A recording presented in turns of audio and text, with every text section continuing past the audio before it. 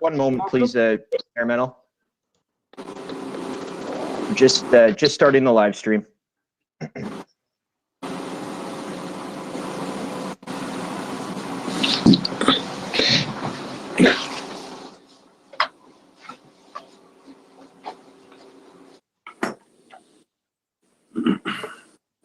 All right, Mayor Mennel, we're set to proceed.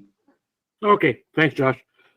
Good evening, everyone. We'll call this meeting to order. The first order of business is the confirmation of the agenda. Any issues with the agenda? If not, I need a mover and seconder to adopt the agenda for the meeting on November 24th. Carlton and Barber, all in favor? All hands up, carried. Declaration of pecuniary interest and general nature thereof. Seeing none, no delegations. The minutes from September the 8th, was there any errors or omission on those? If not, I will entertain a motion, a mover and seconder on those minutes. Jerry Andrews and seconder Tom Charlton, all in favor? Motion carried. Action items. The board will now hold a public meeting for the purpose of discussion of the preliminary capital budget and the preliminary operational budget. Notice of this meeting was posted on the EECC, Town of Aylmer, Township of Malahide. Members of the public were invited to participate. No members of the public registered to participate tonight, so we'll be hearing the staff reports and the board will discuss. The budget reports are being presented as information today, and final approval will come at a future meeting. Members of the public can participate in those meetings if they wish. Now for the staff report. Are you doing this one, Josh? It'll be the CAO, Mayor Mennel. Okay. Andy, you go ahead. Thank you, Mayor Mennel. So to provide an overview, before the board is the proposed capital budget for 2022. Overall, we are considering a capital expenditures of $377,000 in 2022. Staff are of the general opinion that we should start targeting around $400,000 annually towards capital. However, Aylmer intends to do a more thorough scrub of upcoming capital obligations as part of our finalization of our asset management plan to meet the requirements of Ontario Regulation 58817 this July. At this point, however, it seems clear that both municipalities will likely need to plan to set aside more capital funds for this aging facility. So the specific projects before you are before you in the report, and staff are here to answer any questions. There'll also be another meeting prior to the capital budget being presented for adoption. So if there's a desire for us to provide more information or alternatives, we'd be happy to take that direction from the board. And as well, my apologies to Malahide staff, as we didn't get this report to them with enough time for them to review. So they certainly will probably have some commentary that we will incorporate in our next report coming forward before the budget finalization. We just want to identify that to the board. And with that, we'll try to answer any questions you might have. Okay, thanks, Adam. Questions for Adam on the capital budget?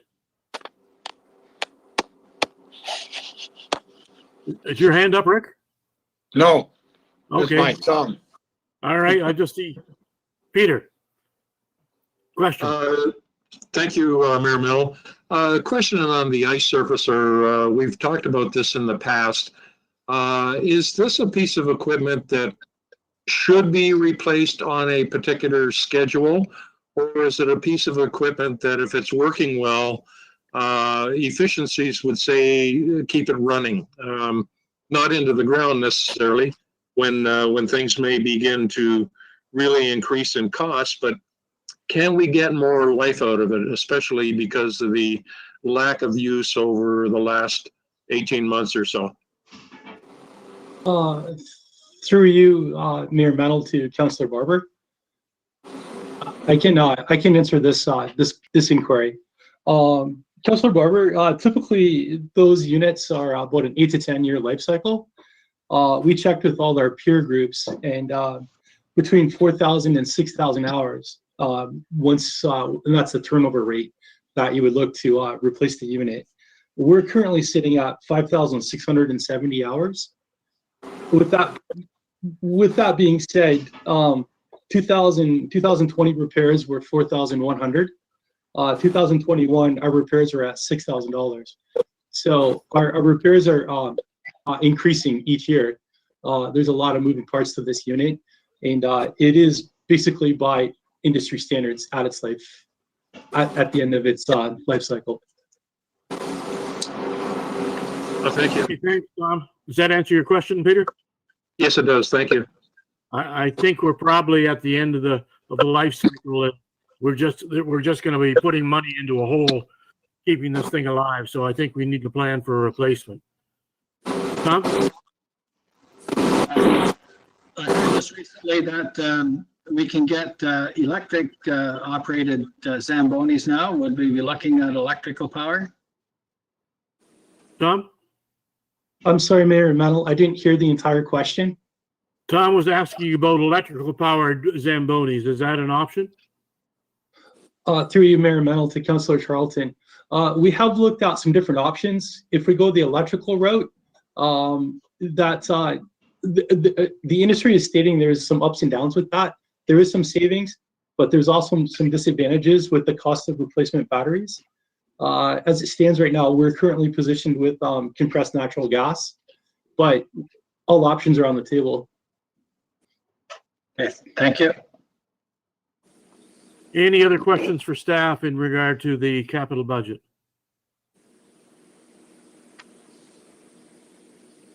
Seeing none, obviously, we're going to be bringing this back at a future date. So I need mover and second of the report respecting the East Elgin Community Complex 2022 capital budget be received as information. So Chapman, and who else have I got? All I see is a hand. I can't see a face. Arthur, all in favor? Carried.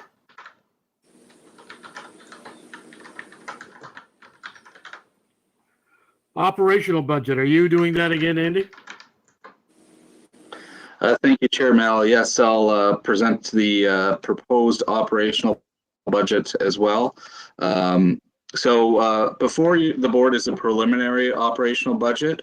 Our senior leadership team has been meeting every 2 weeks since August to go over budgets and kind of narrow our margins upon them. The risk of this budgeting to avoid surpluses is that we run a higher risk for a potential deficit again in 2022, but we do feel that the 3.3 increase really gets us tight on our budget so that there isn't much margin for error in next year. There's some uncertainty in the operational budget. Revenue from concessions, obviously. Advertising, we want to get the advertisers back in, but we don't know to what degree people will do that. And also the review of user fees that will begin in Q1 and Q2 of 2021. And then we'll certainly bring forward user fees to the board before August of next year so that there's time to implement and also time for the user groups to plan for their fees to incorporate any increase that we have. The biggest increase is around salaries and benefits at 4.89. To provide context to the board, Elmer employees are receiving a 1.25% increase in 2022, and there are also some enhancements to our benefit package to make us a more competitive employer of choice. So over half of the employment costs are related to increases, step increases, WSIB, and worker compensation and pension commitments. Again, my apologies to Malahide staff as we didn't get this report to them with enough time for them to review, and they will likely have some commentary or changes that we need to incorporate in our final report that we bring forward to the board. And with that, we'll try to answer any questions. And certainly, again, if the board has any direction for us to take away and bring back further information, we're happy to do that as well. Okay, thank you, Andy. Questions for Andy on the operational budget?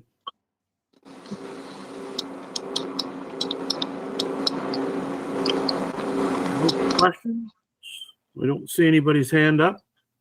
Once again, this will be coming back up, so I need a mover and second of the report respecting the East Elgin Community Complex 2022 operational budget be received as information. Mover and seconder, please. Andrews and Charlton, all in favor? Opposed? Carried. Thank you.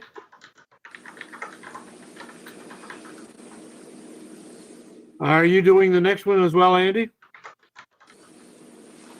Chairman, I'll probably pass it off to our clerk, Josh, to present the next two reports, if that's all right.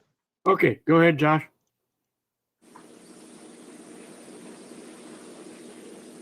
Thanks, Chair Mettle. I'm actually going to pass this one off to Tom just to get us Apologies. started, and I'd be happy to add in just wherever necessary. Okay, carry on, Tom. Thank you, Your Worship.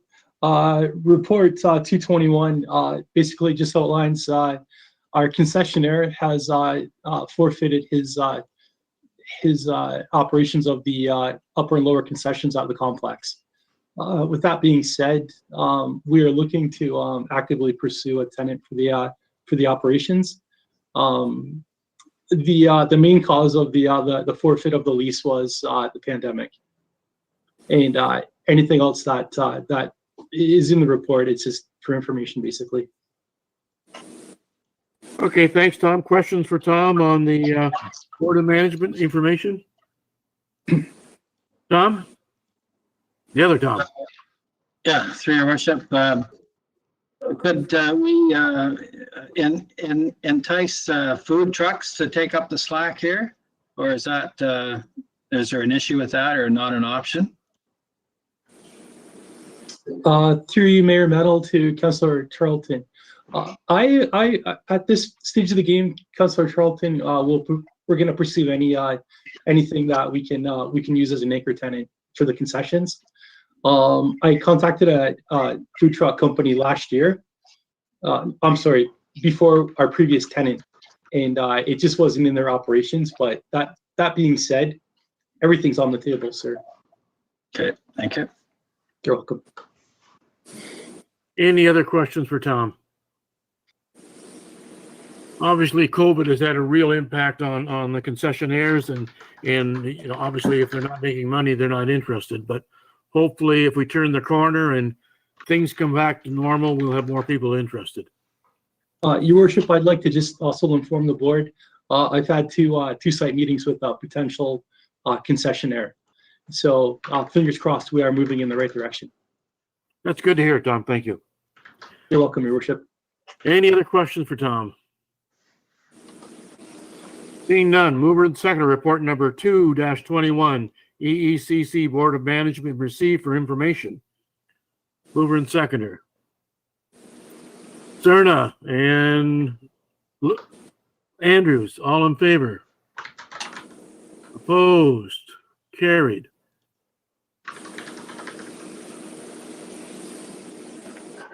And who's doing the next one? Josh, are you doing the next one on the facility inspection? Yes, through you, Chair Mettle. Yes, I will be. Okay, carry on. Okay, so this is a good news report for the board. Just as set out in the terms of reference for the EECC Board of Management, annual assessments of the facility and grounds are to be completed by qualified municipal staff from both Elmer and Malahide. To satisfy this requirement of the terms of reference, each year the town and the township have their chief building officials jointly conduct a facilities inspection of the complex. And just going to summarize the findings from this year. As I said, it is good news.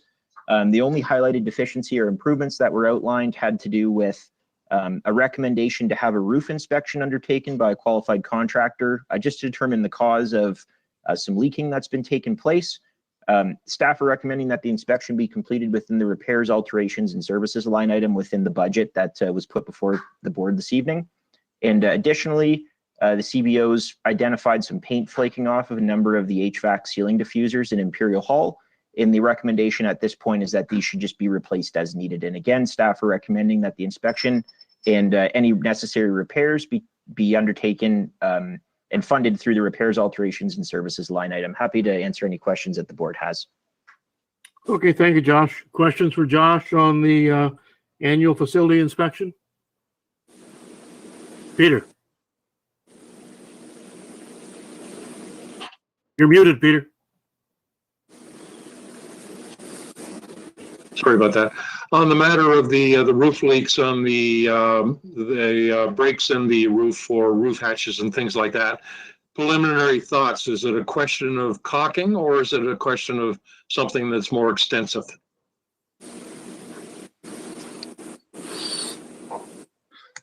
Go ahead, Josh. Through you, Chair Mennel, and two-member Barber, I'm not able to speak specifically to the issues that are at the facility or that were identified in the most recent inspection. That said, we have dealt with similar issues in the past and at various other municipal facilities in town, and we've been lucky in that generally is small leaks around caulking. My understanding is that the damage has been mostly sort of decorative at this point. Nothing substantial, but as a result, and just in noting some of those stains, it was the staff recommendation just to undertake a review to ensure that we don't experience any greater damage that's structural in nature in the future. Thank you. Any other questions for Josh?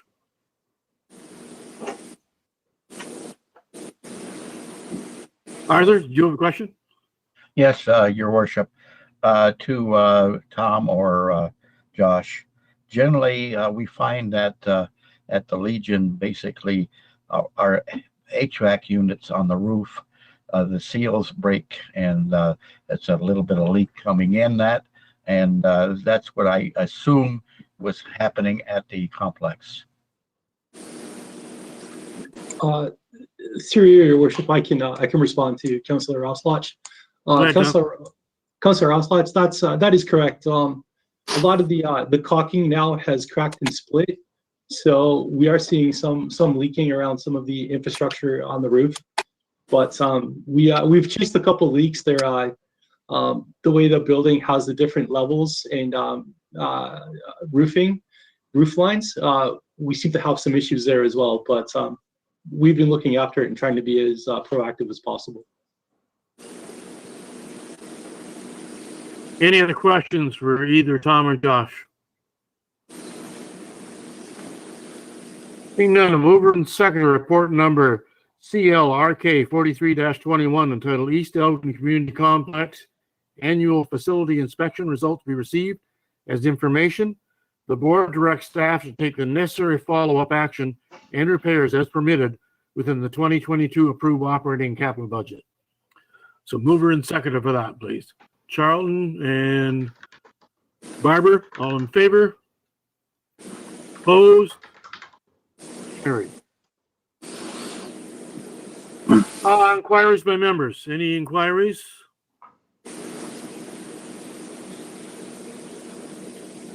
Nothing for closed session? All right, I'll take a mover and seconder for the adjournment. Winder and Cerna. All in favor? Carried. Thank you, everyone. Take care. Be safe. We'll see everybody at the parade. Thank you. Have a good evening, everybody. Good night. Thanks. Thanks so much. Have a good one. Good night.